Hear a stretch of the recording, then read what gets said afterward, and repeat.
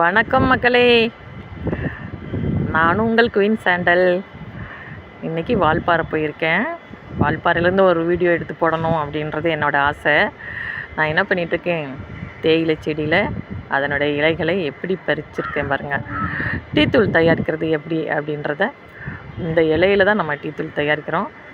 அதை எப்படி பண்ணுறதுன்றதை நான் இன்னொரு வீடியோவில் காட்டுறேன். இந்த தேயிலை இலை பறிக்கிறது எப்படி, எந்த மாதிரி இலை நம்ம பறிக்கணும் அப்படின்றத மட்டும் இப்போ இந்த வீடியோவில் பாருங்கள். இப்போ நான் எடுக்கிறது பேர் கொழுந்து.